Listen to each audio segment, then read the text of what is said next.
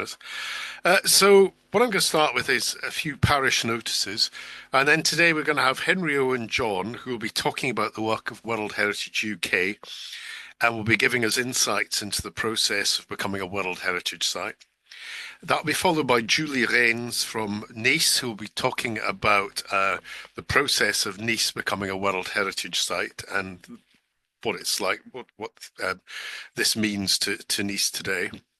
And then I will finish off by commenting on the potential for the English seaside to be considered as World Heritage. Um, so just to start off with two or three parish notices. Upcoming seminars we have arranged for the 22nd of May at 4:30. That's a Thursday on this occasion. We're looking at 20th century seaside architecture for our next seminar. Our own Catherine Ferry will be, whose forthcoming book entitled 20th Century Seaside Architecture, will be discussing how entertainment buildings were influenced by the 1951 Festival of Britain. And Anya's put a link in the chat for anybody who doesn't know how to sort of click on to finding future events, but it's on the Seaside Heritage website. Catherine will be joined by Dan Thompson, artist, writer on seaside regeneration, who will be discussing Margate's Arlington House, that enormous brutalist tower block, which I'm a great fan of, sharing his insights as a former resident. And then we'll also have Andrew Clay, General Manager of the Sea Life Centre at Scarborough, talking about the innovative aquarium designs for resorts around the coast in the 1980s and 90s. So that's the 22nd of May at 4:30. And then we have another seminar, this time on the 9th of July, where we're focusing on railways. This is part of the Railway 200 celebrations, and we've got three superb speakers contributing their great expertise to the event about trains at the seaside. We're going to have Dr. Susan Major, who's the author of Early Victorian Railway Excursions, The Million Go Forth, and she's going to talk about working class excursions to the seaside from the 1840s to about 1870. We're going to have Dr. Richard Furness, an engineer and railway enthusiast, who's the author of a 10-volume poster-to-poster book series. We'll be discussing the role that railways played in the development of seaside holidays. And we'll also be joined by Tim Dunn. Yes, the Tim Dunn, him off the telly, historian, geographer, TV presenter, train spotter, but a thoroughly nice guy, who's going to share his research on miniature railways beside the seaside. And in a slight change to our previous arrangements, we're going to be charging £5 to attend this online seminar because we're going to need some money for, we need to do a bit of fundraising for in-person events that we want to be increasingly putting on. And talking of in-person events, we're developing now. We haven't not ready to sort of give you a great deal of detail, but 6th of June in London at the Charterhouse, we're putting on a seminar entitled "Recognising Seaside Heritage," jointly with the Historic Buildings and Places. And this is an event which we're looking to inspire, inform, and unite the community of people who are working with and caring for seaside heritage. And we're hoping to get people from national organisations and local authorities. We're arranging a whole sort of range of speakers. We're going to have a panel on challenges facing seaside heritage. We're going to look for examples of best practice. And we'll have one of those fun sessions where everybody has to do a bit of work on tables around the room, looking at a variety of themes concerning safeguarding, promoting, and using seaside heritage to stimulate local economies. So this in-person event, it'll be up on our website soon once we've get more of the speakers in place, and that's for the 6th of June at the Charterhouse in London. And if you've never been to the Charterhouse, it'll be well worth coming. It's a great site, and it's very near Hercule Poirot's block of flats, which is a bonus. So that's the things that I just wanted to say before we start with our talks. But I want to now introduce our first speaker, Henry Owen-John, who's a trustee of World Heritage UK. Before retiring from full-time employment 2 years ago, Henry worked in heritage management and protection with Glamorgan Gwent Archaeological Trust, where as well as fieldwork, he helped to develop an archaeological advisory service for local planning authorities. He then went on to join English Heritage and Historic England, where we were colleagues together for many years, and his work included heritage-led regeneration and advice to government and others on international heritage conventions. And he finally ended up as head of international advice and later head of World Heritage at Historic England. And today he's going to talk about the work of World Heritage UK, which represents the United Kingdom's diverse World Heritage Site. It provides support for those engaged in their strategic and day-to-day management of their World Heritage Site, as well as encouraging the development of new proposals. And Henry will also be giving us insight into the process of becoming a World Heritage Site. But before Henry begins, can I ask you all to turn off your cameras and mute your microphones? It just helps with the bandwidth. And what I'm going to do is ask for comments and questions to be put in the chat, but you can also ask them after all three papers. And I'll try and go back through the chat at the end of my paper and pull up all your questions. So thank you very much for coming along, and I'll hand over now to Henry to lead us off this afternoon. So over to you, Henry. Great. Thank you very much indeed, Alan, and good afternoon, everyone. With all the comments in the chat about the sunshine, I was reminded about the old saying in Blackpool that the sun always shines on Blackpool. Every now and again, there may be a layer of cloud between the sun and the town, but there we are. Anyway, as Alan has said, World Heritage UK is the only organisation that's focused exclusively on World Heritage in the UK and its overseas territories. And it's actually led by the sites themselves, who form the core of our membership. So that's basically who we are. In terms of the title of this presentation, it might look a little strange for an organisation which is all about World Heritage to be sounding a cautionary note, but I think the reasons for that might become clear during the course of the next 15 minutes or so, because this is all about, and I do apologise if people are already familiar with this. As Alan mentioned, I sort of worked in heritage for a very long time. And when a vacancy for international work cropped up at Historic England, I was a bit like Yosser Hughes in Boys from the Black Stuff and saying, "Give us a job, I can do that, easy." And when I was fortunate enough to get the job, I then realised that there was this whole parallel world of UNESCO and its conventions, and the World Heritage Convention in particular, and I knew very little of this parallel universe. So I've just cherry-picked one or two sort of key elements from the World Heritage Convention itself to provide a bit of sort of background to what it's all about.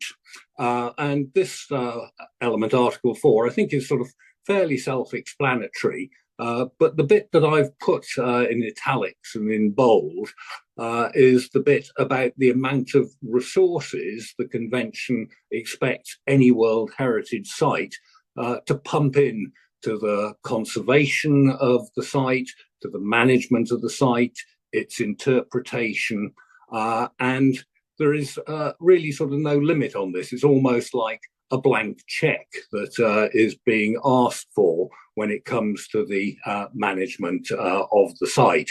So that's one thing to be aware of right from the outset, that there is a significant financial outlay that is needed to invest in the management of the site in line with the provisions of the convention. We'll see that there are some other sort of elements which it's important to be aware of. Article 5, the top bullet point in this one here, again, it looks sort of pretty unarguable that when we're talking about World Heritage, we're looking at sort of lead responsibility for the country in which that heritage is located, but also this duty to sort of cooperate across the whole of the international community in the care of the World Heritage sites concerned. And in effect, that means that one is voluntarily, if you become a World Heritage site, putting oneself in the hands of the World Heritage Committee, the principal decision-making body for the convention. And that can be a little bit like climbing onto the back of a tiger. You'll go along for the ride, but you may have very little control over the direction in which the tiger actually sort of goes. So you do need to sort of go into the whole business, accepting that it is not just the place itself and the UK heritage legislation and planning legislation and so forth that comes to bear, but it is the views of the international sort of heritage sort of consortium as embodied by the World Heritage community. And those views may sometimes be at variance from the ones that exist within a particular country or a particular location. Looking at some of the sort of positive sort of elements, though, one of the things which was quite forward-looking, I think, from the point of view of a convention that came into being in 1972, is it embraces both cultural and natural heritage. In this country, as in many others, these are still managed pretty much as two separate entities, whereas, as I think everyone in this virtual room will know, the two are part and parcel of the same thing. They're two sides of the same coin. So drawing the two together is one of the real strengths of the convention. Also, I think ahead of its time for the early 1970s, certainly in many parts of the world, is this idea that the community should have a real sort of function, be available and able to sort of participate in the management and protection and enjoyment of World Heritage sites.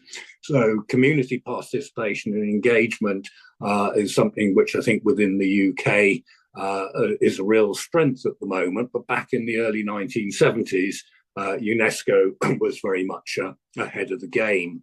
There is the whole process, which I hope it may be useful just to sort of take some elements out about how you become a World Heritage site. And the Bible really is the snappily titled Operational Guidelines for the Implementation of the World Heritage Convention. If any of you suffer from insomnia, you might find this quite a useful document to have by your sort of bedside. But joking aside, it is the essential reference point for World Heritage. And many of the questions, indeed virtually all of the questions that people have about World Heritage, the answers are normally to be found somewhere within the operational guidelines, which are updated on a regular basis. And it is within the operational guidelines that a definition is put on what World Heritage sites actually are. And you can see that in the first bullet point. So you're effectively setting the bar for World Heritage Site status at a very high level. What do those fine words actually mean in practice? Well, they're sort of broken down into sort of 10 criteria, 6 for cultural sites, 4 for natural, at least one of which has to be met if you are going to become a World Heritage site. We can just have a look at what some of these criteria include. And I think Alan later on is going to pick up on some of them that may be applicable and relevant to Seaside Heritage. But you get a bit of an idea of what these criteria comprise from what you see in the slide there. So that is a prerequisite, meeting one or more of those sort of criteria if you are going to go anywhere on your World Heritage journey. There is another element which I think will resonate to sort of people who are used to the way in which heritage is treated within the UK. Authenticity. We want to be dealing with stuff that is actually sort of real, not where something once was, has been lost, and something fresh or an imitation or facsimile sort of put in its place. It really does need to be a physical manifestation that is real of the values expressed in the sort of criteria that have been defined. And so the evidence has got to be credible and truthful. Certainly when it comes to cultural heritage sites, it's more of a taken as read when it comes to natural World Heritage sites. The buzzword integrity is really about sort of how much of what is authentic is actually left. So it's no good sort of saying that, you know, we have approximately sort of 40% of the sort of physical fabric of a place that once manifested these sort of values left. That's not really enough to do the business. We can look at another sort of crucial element which relates to the protection and management of this sort of heritage, where we've now progressed. We've met one at least of the criteria. We've demonstrated authenticity and integrity. Therefore, there has got to be a system in place that ensures that that authenticity, that integrity can be conserved effectively in perpetuity. There's no time limit on World Heritage, so it's as far ahead as you can see. And it's an interesting point that in relation to UK World Heritage, there's no dedicated specific legislation to protect World Heritage sites. So if you have a listed building, you want to make changes, you apply for listed building consent. There is no such thing as World Heritage Site consent.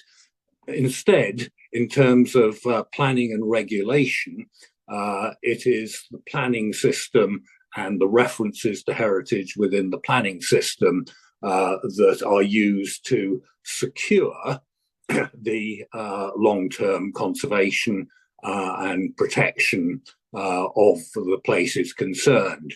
And this is where there can be a bit of a gap that can open up between the system we have in the UK and the sort of fairly absolute basis on which UNESCO works, because UNESCO quite rightly sets the sort of bar for sort of change, especially change that might be harmful, at a very high level indeed, and sometimes at a sort of higher level than that which emerges from the application of the UK planning system. So there can be tensions there as well.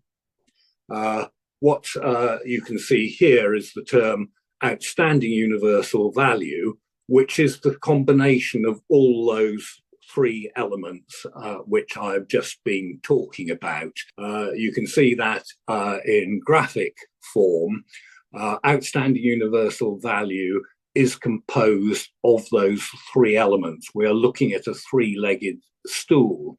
But one of the things I think is sort of quite interesting sort of philosophically is that our system within the UK of heritage protection, designated heritage assets, we're used to the sort of concept of meeting the sort of criteria.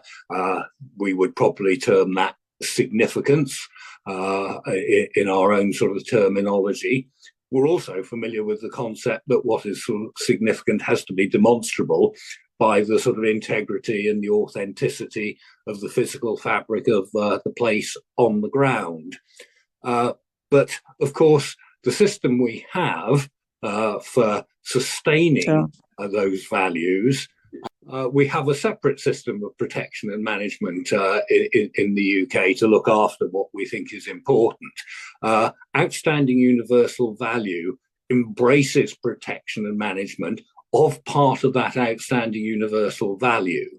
And if you're looking at a three-legged stool like that, if you take one pillar away, then the whole thing falls over. but that pillar could be the protection and management regime if it's not deemed to be sufficiently robust. So you could retain integrity and authenticity, you could be meeting the criteria, but if the World Heritage Committee doesn't think that the system you have to keep those values in perpetuity is sufficiently strong, then that could on its own technically be a reason for removal from the World Heritage List. Just a brief thing about the sort of process of inscription on the World Heritage List. It is a lengthy and drawn out and expensive sort of process. So some of the things that have to be sort of borne in mind and what the process is are listed on this slide. I would just sort of emphasize a few points from that.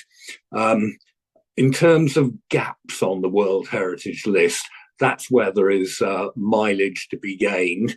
There are so many, far too many in my view, wonderful cathedrals spread across Europe. We don't need any more of those on the World Heritage List. Seaside Heritage, to my mind, there is a sort of gap there in terms of the relatively small number of sort of places that are on the World Heritage List that relate to our seaside heritage.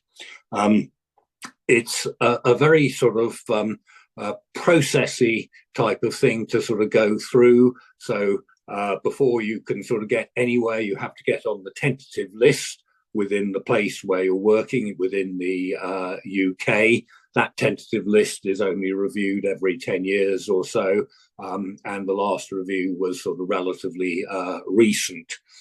You have to engage with the UNESCO World Heritage Centre and its Cultural Heritage Advisory Body, ICOMOS, or its Natural Heritage Advisory Body, IUCN, to try to ensure that what you are doing is likely to stand some chance of success. You have to demonstrate public participation in the process. Everything has to be set out in a prescribed format. It is the state party, i.e. in our case, UK government, that submits proposals, nominations for the World Heritage List, even if all the donkey work is done by people on the ground in the place concerned. And it is on the advice of the advisory bodies in the World Heritage Centre that the World Heritage Committee decides whether or not to inscribe a place on the list. A lengthy and expensive process, as I say. Therefore, before you set out some things to bear in mind, what do you actually want to become a World Heritage Site for? It's much more than a sort of badge on the wall, but you need to be clear what it is that you want to get from being a World Heritage Site. What are the implications of that status in relation to protection and management? What are the implications in relation to finance? So how much will it cost to become? And when you get there, if you do, what are the ongoing costs? Because they are significant. Of course, these are offset by defining what the benefits will be. And it's really important that everyone is aware of what the potential balance between costs and benefits actually is. Despite my cautionary words, we really are dealing with something special here. As I say, global recognition is not just a badge. Also, if you work at it, then you can harness real heritage benefits. And I'm sure this will emerge from the next presentation on Nice. And you get plugged into social and economic benefits, the United Nations sustainability goals and so forth. So you can make the World Heritage work in your favour and deliver real benefits to everyone involved in it. The partnerships that you can establish, including transnational ones, sharing knowledge and expertise, can be hugely valuable.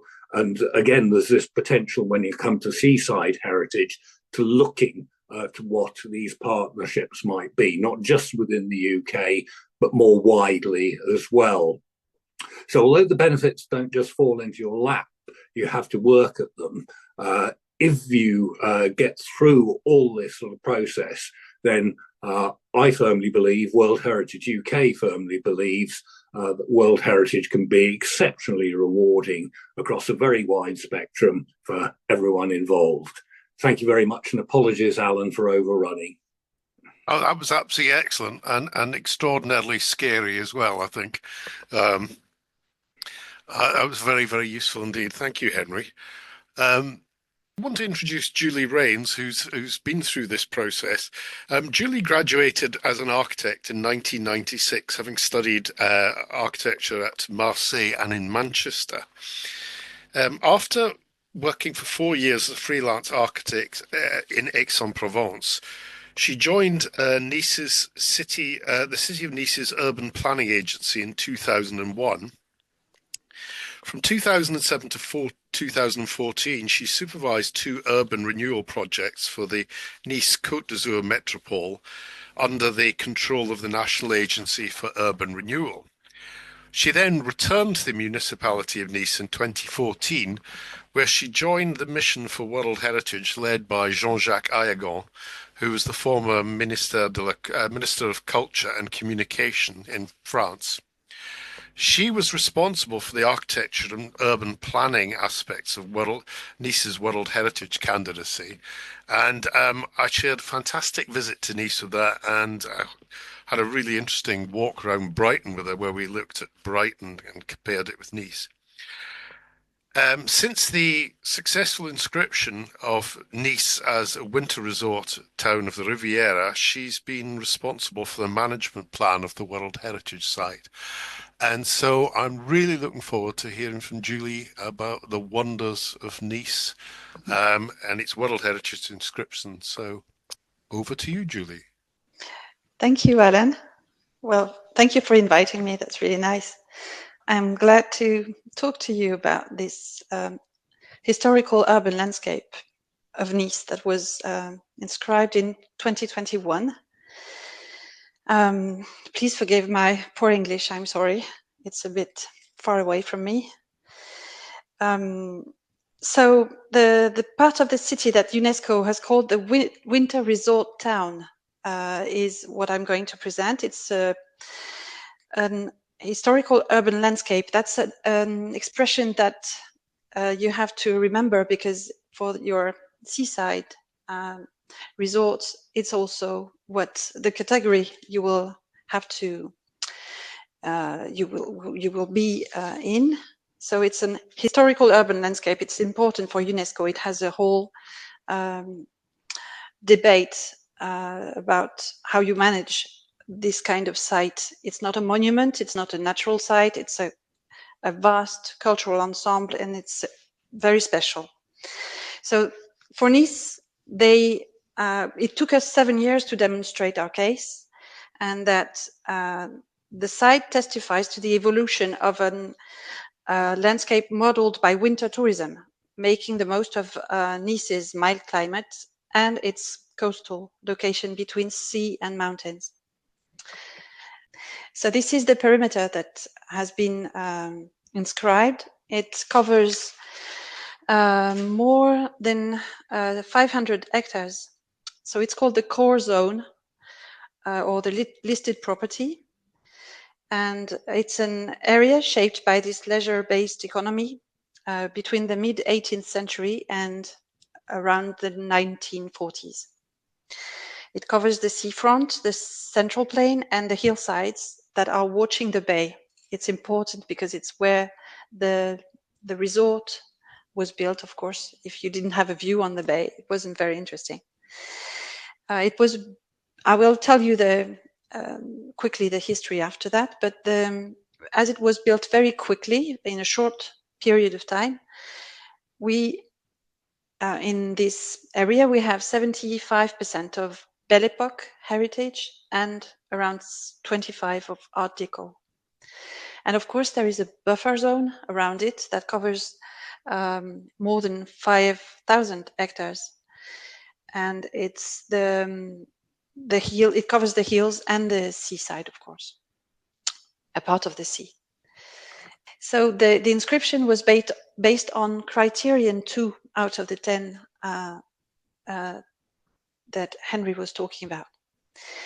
This criterion says that you need to exhibit an important interchange of human values on developments in architecture, town planning, or landscape design. At first, we presented the criterion 4 and the 2. It seemed logical. Criterion 4 is when an historical urban landscape is shaped in a certain way that it shows a part of human history. So we thought it would be on that one, but they chose to really select this one that is centered on the cultural interchanges. So along with the spa towns of Europe, the inscription of Nice brought, because you have to bring something to the World Heritage List, it brought a new type of cultural property, which exhibits all these interchanged due to international tourism. That was important. You know that UNESCO wants to use heritage as a way to maintain peace in the world, and it's based on the knowledge of everybody's culture. And so this international part was very important in the OUV that was validated. So here you have the OUV as it's written by the World Heritage Committee. And I'm sorry, it's in French under that, but I've underlined the word urban, because it's not a resort. Nice is not a resort. It's not. It doesn't have just a neighborhood dedicated to this activity. It's the whole city that was really created and based on this economy. We don't have another economy. There is no industry in Nice. Everything, even today, is based on tourism. I'll just tell you a bit of this history to show that at first Nice was a very, very small city. It was part of the Kingdom of Sardinia, which had, it wasn't a very powerful kingdom also, it was a small one. And so they had alliances, military alliances and commercial ones with other kingdoms like the UK, Austria, Russia. And in around 1850, when peace was back in Europe, Nice was then well known by many upper class men from abroad who came back for their leisure time, and of course for the landscape and the mild winter season. What I mean is they knew the city from their activity before. And of course they arrived by road or often by boat. And they came sometimes as part of the Grand Tour, sometimes to be cured. You know that medical guides were recommending to go to this or that place to cure everything. And very often we saw that they came here to get away from the constrained life in their hometown. That's important because as we study this history, we see that many ladies, of course, came, like divorced or widowed ladies, and we weren't aware of the part of these traveling ladies from all over Europe. But it was very interesting to discover that as we studied for the UNESCO inscription. Of course, at first the winterers, they resided on the hills in the local notable estates. You can see an image of one of those estates on the slide. Of course, then we get to the Promenade des Anglais, of course. Many of them preferred to stay by the seaside. As you can see, they were in the countryside by the city. They mostly didn't want to reside in the city. And so they resided in what we called the Croix de Marbre neighborhood. It was a suburb, and they called it the New Borough. So you can see there was a little pathway by the seaside, and the Anglican community financed in 1822 a promenade along this neighborhood. And so it's the first image of the Promenade des Anglais that you can see on the slide. In the city, there was a first seaside promenade suspended on the roofs of terraced houses.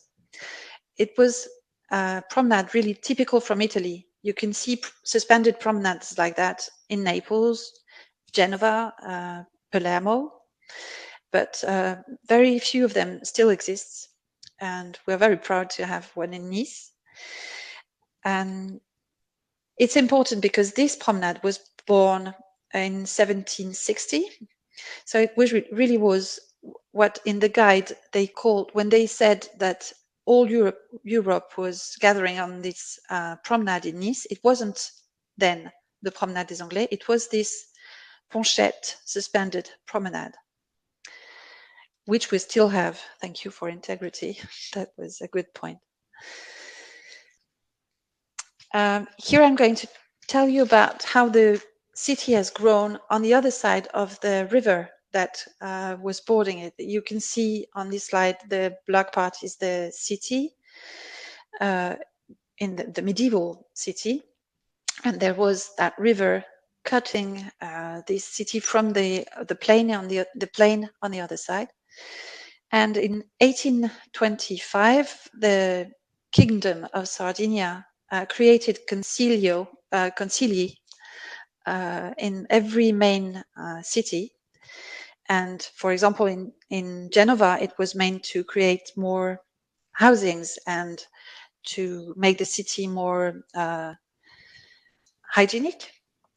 But in Nice, they called it the Concilio d'Ornato, which means Council for Embellishment, because the embellishment was the key to this new economy that started in Nice.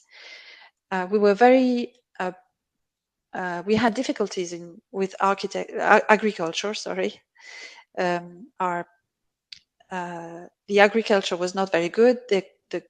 The commerce also was all taken by Savona in Genova and Marseille on the other side in France. And so we were very, very glad to have these winterers coming to Nice. It was a new economy, and the king wanted everything to be made to attract and fix these winterers. And so he created this concilio that planned the grid, the urban grid on the other side. And as you can see, it's shaped so as to really enhance, valorize the site and create views between the sea and the mountains. Here you can see then when the train arrived to Nice, that was very important. It's only when Nice was attached to France after Napoleon's he invaded the Kingdom of Sardinia, and then Nice was given back to the kingdom, and a long time after that, with Napoleon III, there were trades for France to help Italy, the creation of Italy, the unification of Italy, and Nice was given to France. And of course, it was difficult for the population to change from Piedmont, from the Kingdom of Sardinia to France all the time. But then we gained this railway and a lot of investment. France wanted to show its power then and invested a lot in Nice. And this really changed the course of the city growth. So you can see that at that time there were only 8,000 winterers, but the impact was great. You can see 30 years after that, we have 53,000 winters coming from all over the world. And this shows very much the city grows really fast. And as you can see on this slide, you can see the foreign communities by their churches. And there are in Nice 10 of them today, but there were even more before. Here you can see in 1910 that the number of winters is superior to the number of inhabitants.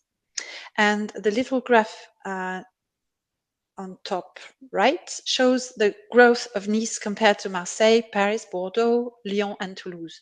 So industrial towns grew less, much less than this city that grew only on this leisure economy. It shows the power at that time between 1880 to 1910 of this economy. That's why Nice was called the winter capital at that time, because I think every investor around Europe and even in America and further knew that they could invest in buildings and leisure places in Nice. It would work. The result is now a few thousands of buildings that were created at that time that are still here, and it's what we have to manage today.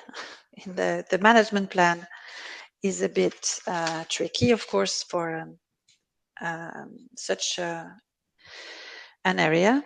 Nice was the 10th city to be listed on the World Heritage, and every city has a different story, and some of them are much bigger, like Bordeaux is 1,800 hectares, so it's much bigger than Nice. But still, even if we have a good little team and we are positioned correctly so as to be able to work with everybody in the city and the metropolis and the tourism office and all the partners that we need to have, it's quite difficult to ensure UNESCO that we are able to guarantee the preservation and valorization of this urban landscape. It's the last one. I wanted to tell you about this, the management plan that Henry talked about before. When it's not a monument you're supervising, of course, there are many stakeholders and owners that you need to federate to ensure the protection and enhancement of the main characteristics of your property. So, of course, UNESCO asks you to define those characteristics. In our case, it was, of course, the first one is architecture. The buildings are very important, and the public spaces. Then the international cultural exchanges, they have to be valorized for the past ones, but also to be kept alive today. The garden city, the place of gardens in an historical urban landscape like that is, of course, a major point. And the last one is the site. As I told you, we have to preserve this site so as not to lose the inscription. So we work on knowledge, on protection, on maintenance and enhancement, and all that with a shared governance. That's one thing that the French government has fixed for every World Heritage Site. We need to have a committee that unites state, the city, and experts. It's 1/3 for each of those groups, and that's absolutely compulsory. So the city of Nice is the manager, the French government is the guarantor for UNESCO, and we work together with local associations, of course, and stakeholders to maintain that site today. Thank you for your attention, and I'll be glad to have questions. Excellent. Thank you for that, Julie. And I'm very excited to see that you have a committee that includes experts. We're long used to being, sort of in a world that believes that we can now move on past experts. But I'm really looking forward to hearing sort of people's comments, and I'm beginning to get one or two in the chat, and we'll take them all at the end, if that's okay with you. Final presentation is from me. I'm Alan Brodie. I'm one of the organisers of the Seaside Heritage Network. I'm now a visiting fellow at Bournemouth University. Previously, I'd worked for Historic England, English Heritage, and the Royal Commission on Historical Monuments before that. You may know that I'm the author of various books on the seaside resorts, tourism. I've also written books on military history and prisons. And in a shameful plug, my next book coming out in April is on England's lost transport heritage. So I am now going to attempt to share my PowerPoint. What can possibly go wrong? And what I want to do today is I just want to float the idea that we should be starting to think about the English seaside being considered to be part of World Heritage. England invented, in the modern sense, this popular form of leisure and gave access to it for the first time to the mass population. And I think it's therefore a vital stage in world history. And where England led, countries have followed. And I'm not going to go into the whole issue of the outstanding universal value because that would take far too long. I do want to apologise to fellow Scots people because I'm specifically thinking of England in this presentation. And so for comic effect, and to make my task of convincing you of the case today even more difficult, I give you, on the one hand, the pyramids at Giza, and I give you Jaywick Sands at the other. What I want to do today is just look at 4 of the criteria that have to be satisfied, well, one of the 4 criteria in which the English seaside might match the criterion to be included on the World Heritage List. And Henry mentioned some of these, and I'm only going to look at the first 4 rather than the subsequent 6, 4 of which are for the natural world. So the first one is to represent a masterpiece of human creative genius. And within this category is, of course, Leonardo's The Last Supper within the complex of Santa Maria delle Grazie in Milan, or Chartres Cathedral, a cathedral I absolutely adore. I don't think there are nearly enough cathedrals, but I know what you mean, Henry. There are quite a lot. In Britain, we have Canterbury Cathedral, and we have Maritime Greenwich. There is no Last Supper or Chartres Cathedral at the seaside, but in this slide I want to feature, dare I say, the 2 leading icons, terrible word there, of the English seaside. The bottom right, we have the Royal Pavilion, Brighton. You know the story of Prince Regent turning the farmhouse into this great opulent palace. And then on the left, at the other end of the country, at the other end of the 19th century, 1894 it opened, and at the other end of the legendary British class system is Blackpool Tower with the Winter Gardens behind. And if you look very closely, and believe me, the words are there, at the base of the tower, between the tower and the tower building, you can see the words, the slogan, the wonderland of the world. It's almost as if Blackpool knew I was going to be talking about this. Now, impressive as they are, this is unlikely to be the best criterion by which you would expect the seaside to be inscribed as World Heritage. So the second criterion would better seem to fit the bill, and it's to exhibit an important interchange of human values over a span of time or within a cultural area of the world on developments in architecture or technology, monumental arts, town planning, or landscape design. Now, in Britain, we have sites that use this criterion for their inscription, which include Durham Cathedral and the Tower of London. And another one is Bath.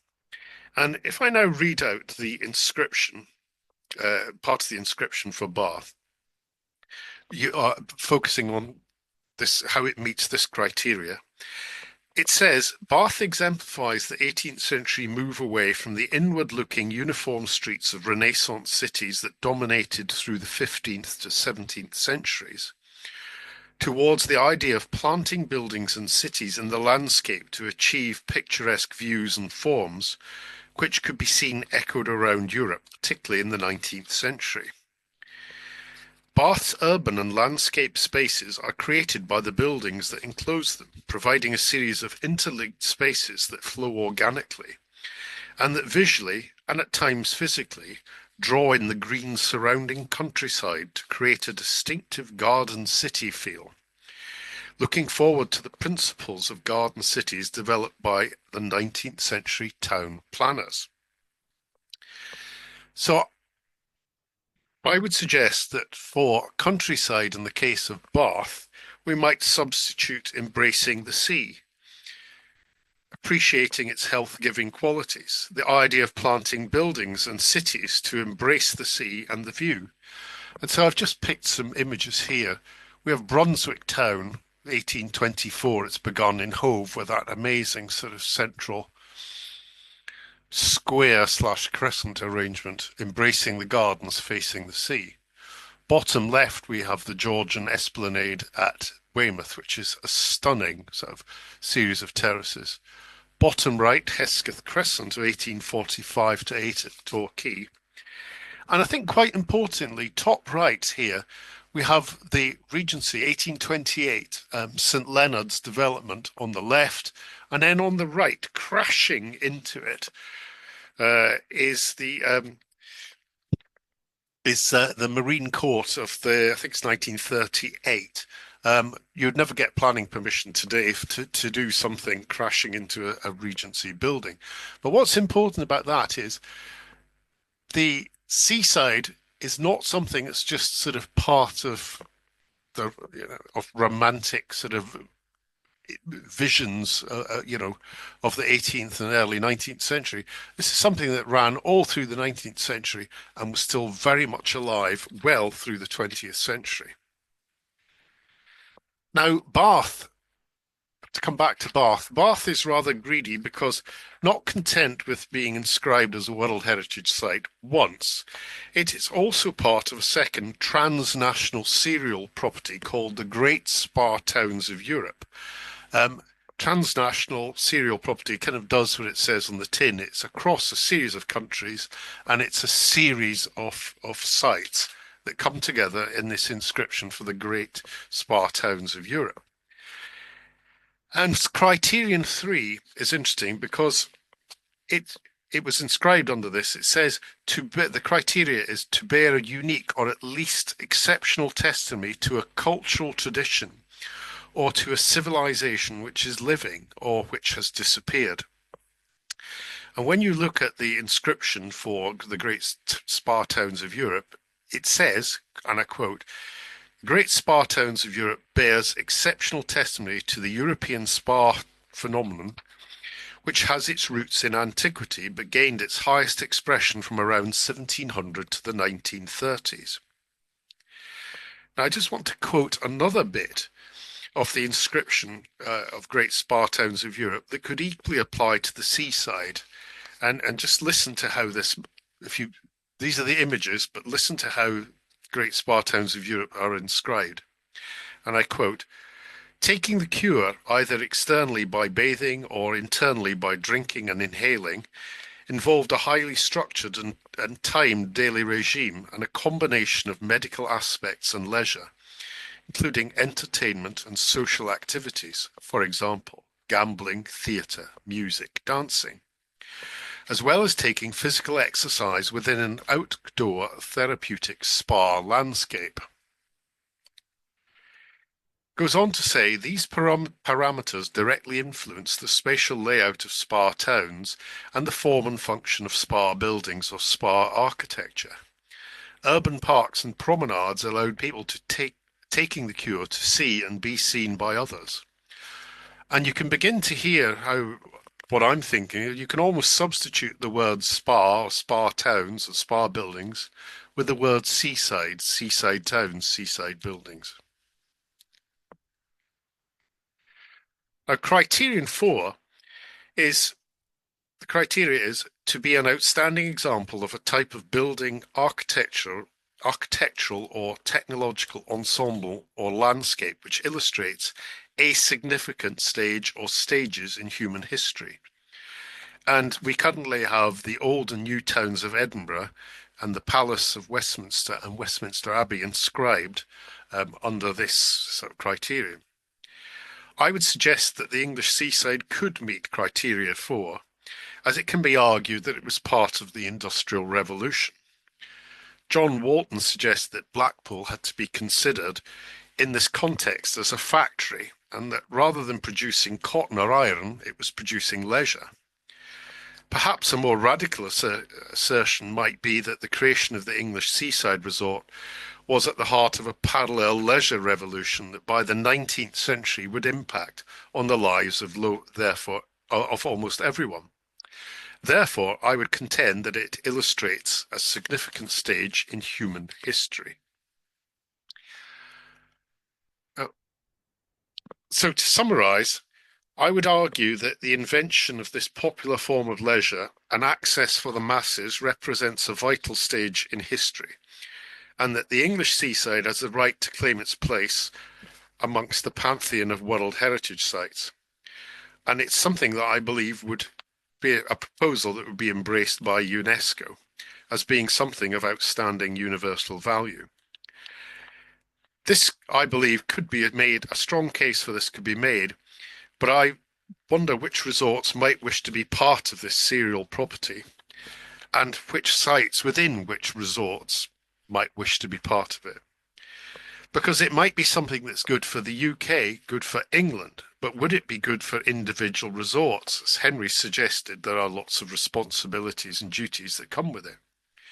There are also great opportunities. It might be that publicity in the short term would be beneficial, but what about the costs in the long term? To use a ghastly media term, might being on the journey be rather better than arriving at the destination? Then there's the issue of how such a bid would be put together. Which organisation might lead this?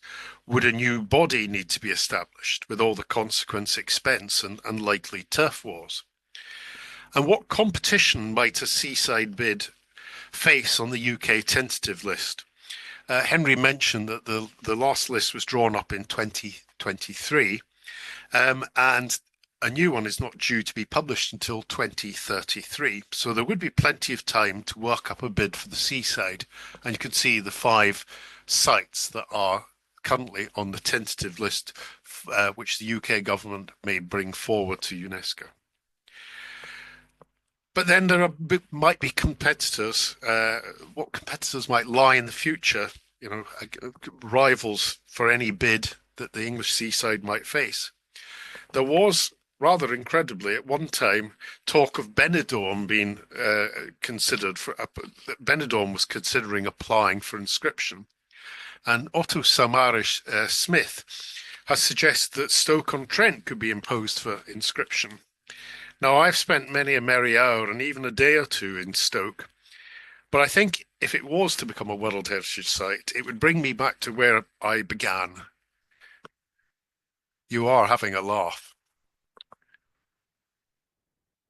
Thank you very much for listening to me to drone on rather bizarrely, and hopefully I will have stimulated some sort of questions. And I know that I began to see questions coming in already.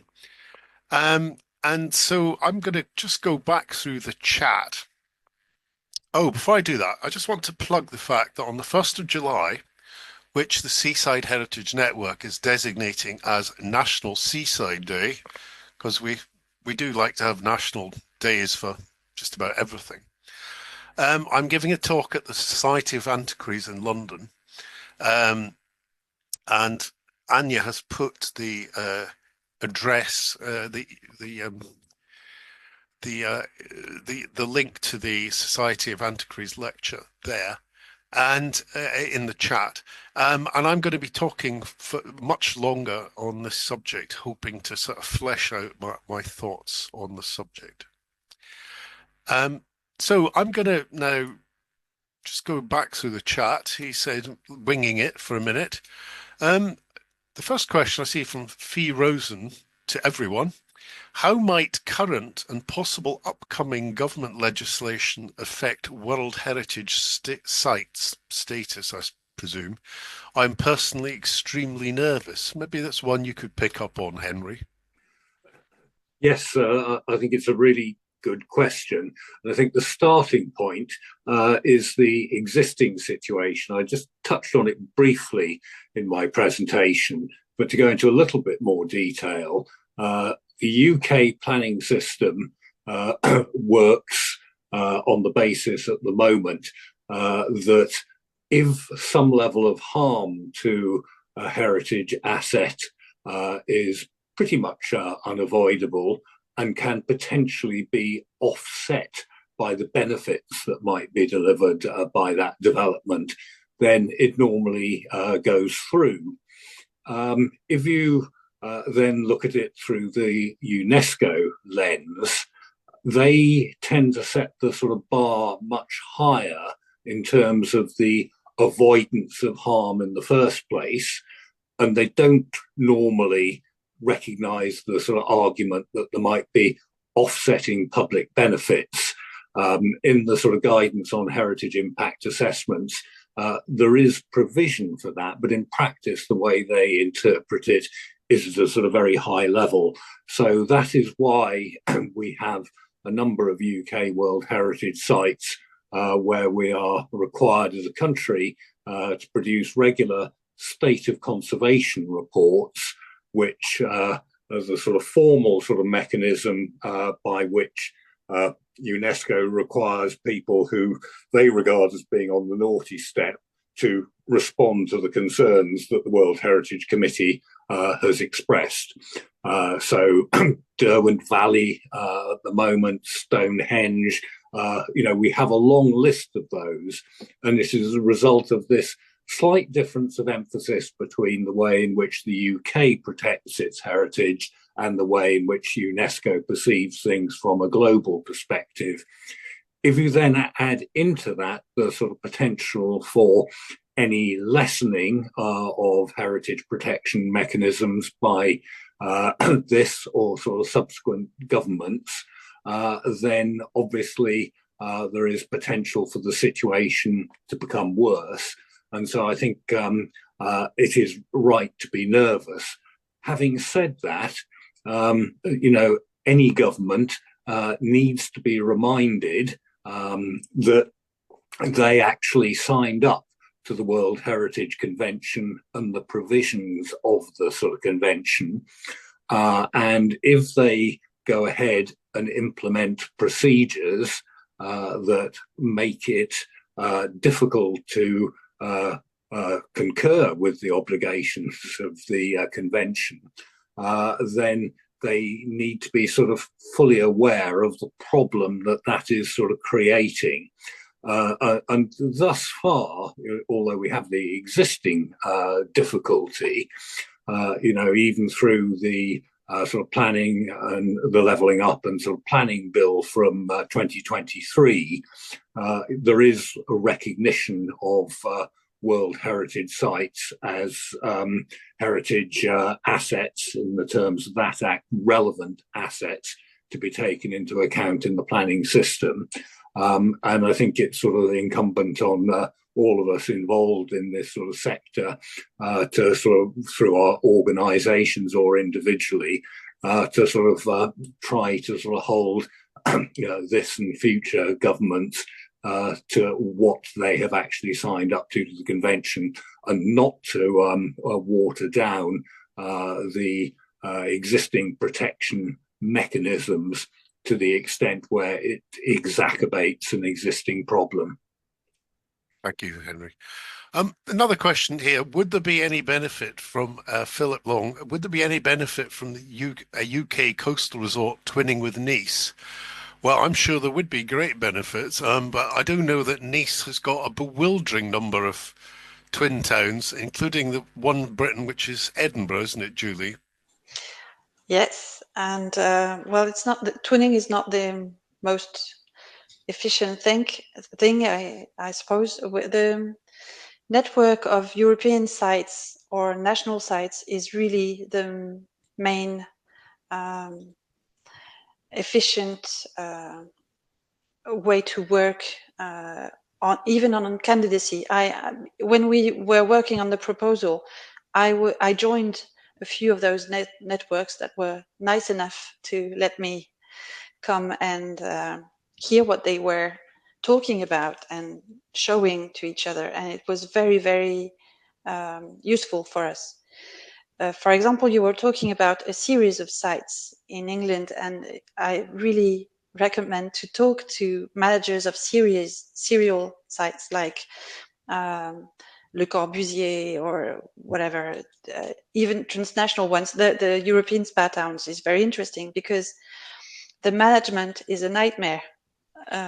It's very, very difficult to write those reports Henry was talking about. When you write a state of conservation, they really ask you to go to very, very small details. And so for Nice, I work a lot with the GIS, and every direction in the city or the metropolis that give me elements to bring to UNESCO. So it's a very good thing that I am part of this organization. And I'm talking a lot with the Le Corbusier Foundation, the association that manages this World Heritage oeuvre. How do you say oeuvre? Well, group of works. Architecture work. Yeah. And she's having a nightmare trying to get informations from the actual managers of every building in India, in France, in wherever he has built. So as you said, the path is very interesting. Knowing the universal value, the outstanding value of your site is wonderful. But then you really have to know what the benefit and advantages or inconvenience will be after that. Yeah, I was involved with the reviewing Bath's application to be part of the Great Spa Towns of Europe. I was asked by DCMS to be involved in it. And you've got to imagine that we were one committee reviewing the Bath bit of that transnational serial property, and there were parallel activities going on in about half a dozen other countries.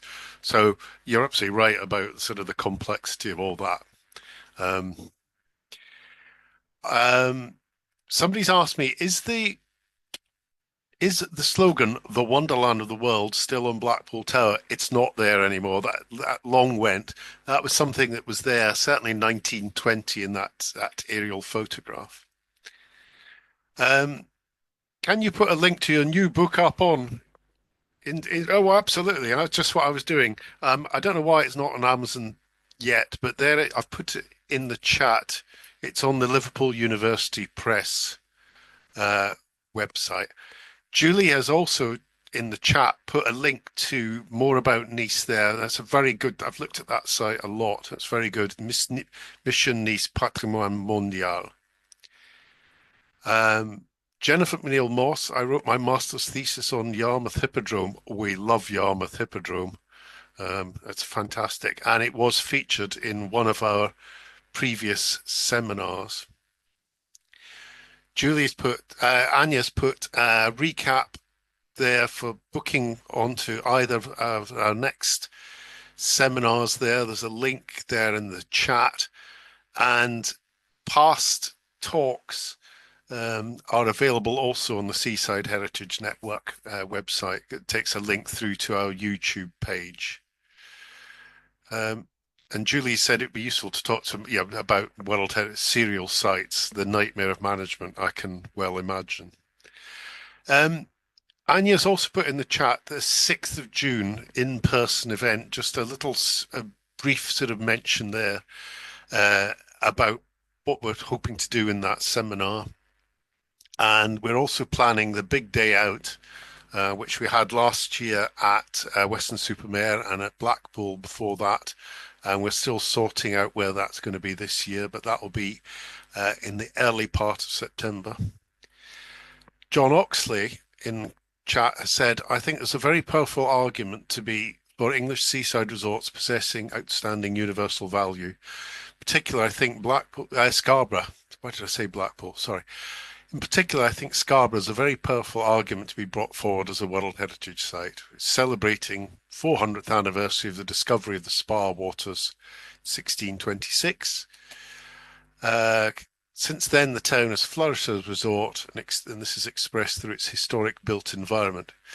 Given the failure of Blackpool to be placed on the 2010 tentative list, do you think a serial nomination has a better chance of gaining a place on a revised tentative list rather than an individual resort? For information, I'm heavily involved with the current City of York bid. Well, I personally, I'm just beginning to dip my toes into the subject, but I think there would be something very good of a national serial property. I don't know what you think, Henry. I would say that if we had to pick one resort, Brighton would be the one, which is just so astonishingly good quality, tells the whole story, and is largely complete. But perhaps it'd be stronger if it was a serial one. I don't know what you think about that, Henry. Yes, I think that would be very well worth considering. I think one of the things that would need to be thought about is what narrative is it that you actually want to tell? And then you obviously select that on the basis of a narrative that has the potential to demonstrate the key elements of outstanding universal value. Once you've got that, then you can look at how that is actually sort of manifested physically across a range of resorts. So each one contributes something significant to the whole, and that's certainly the sort of principle that applies to the great spa towns, which Julie was talking about, and with which I was sort of quite heavily involved. And I think it is a useful model to look at because it shows how it's possible, but at the same time, as Julie says, it also demonstrates the added complexity of dealing with multiple places. And one of the things that needs to be borne in mind in terms of risks, if something untoward happens in just one of those 11 spa towns, then it is the whole series that is potentially put at risk. So all sorts to think about, but I think Seaside Heritage, yes. I think serial nominations, whether within the UK or potentially sort of transnational, well worth thinking about. And I think there's a really solid case that could be built there, personally. Yeah, thank you. Marina Blows said, what is the difference in UNESCO conventions between heritage and culture? For example, City of Music and City of Film. We're currently working on ways for Blackpool to protect its dance heritage. Well, I don't want to go down that one because that's not something I know about, and I don't want to put Henry on the spot on that one. But the next question... I could just very briefly say that there's no problem with overlapping designations. So, Edinburgh, for example, City of Literature and World Heritage Site. Principal difference is that a lot of those other designations are much, much less onerous in terms of what the obligations are. World Heritage is the most onerous of the World Heritage conventions because, quite rightly, it places a huge amount of emphasis on the sort of management and protection in perpetuity of the sort of property as a whole. So when one's dealing with music and literature and so forth, it is lighter touch. David Jarrett has rightly pointed out, and I did sort of mention this at the end of my short presentation. If a functioning resort becomes a World Heritage Site, would it impinge on its ability to innovate and respond to changes in tourism? Yes, but it's one of those sort of things. I mean, it may cause more complications. It may open up more opportunities. It's one of those ones that is a kind of like it's a 50-50 one. So I'm not trying to be evasive, David, but we could go on for a very long time on that one. Philip Long, thank you, Julie. A network of small resorts might also be worthwhile to address issues of scale and capacity, perhaps. That's a fair point. Following on from Henry's point on World Heritage sites at risk, do you think Liverpool could regain its World Heritage status after this was lost in 2021? Despite modern developments being increasingly built. I don't think we want to go down that rabbit hole and put Henry on the spot, but I do know, I did follow that Liverpool discussion with great interest. Weymouth sits in the, sorry, it's Katie Hebditch. Weymouth sits in the middle of a natural World Heritage Site, the Jurassic Coast. How would you see seaside towns fitting within their coasts in a World Heritage Site? Interesting, yes. I mean, I'm thinking specifically about the resort as a resort function rather than within its natural environment. That takes you then, that opens it out to be something much harder to how would you say, to grapple with.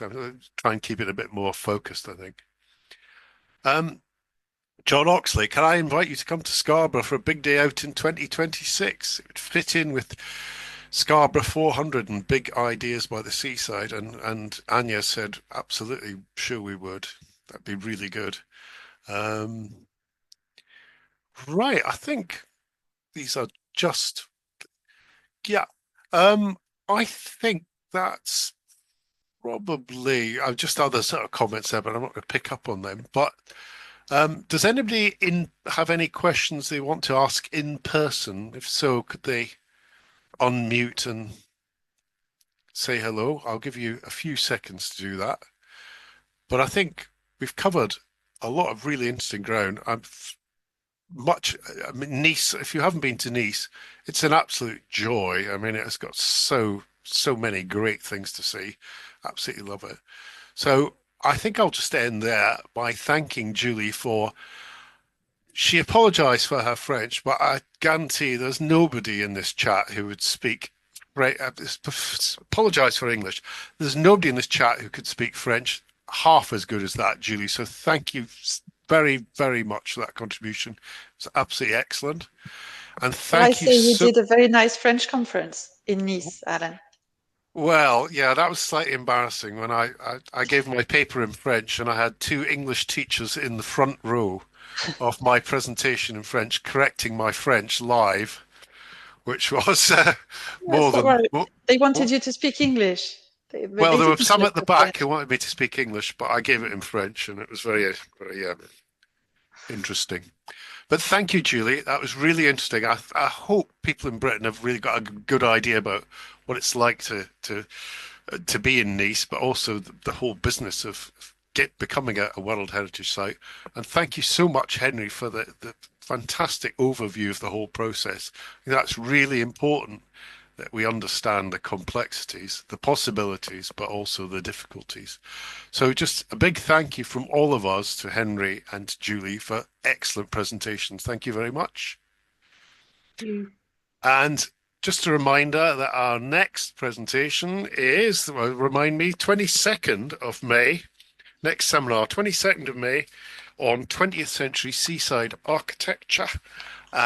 It's up there on the website. And then, as I say, the next one after that's the 9th of July, the special fundraiser for the network, all about trains. I hope we're going to get a huge turnout for that because we need a bit of money to put on some more events.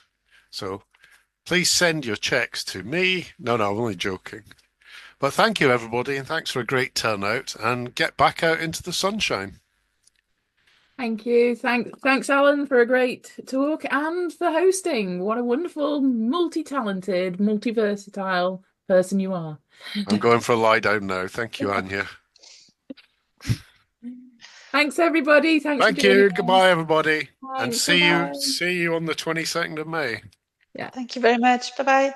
And thank you, Julie, and thank you, Henry. I really enjoyed them. Excellent talks. Thank you. Really good.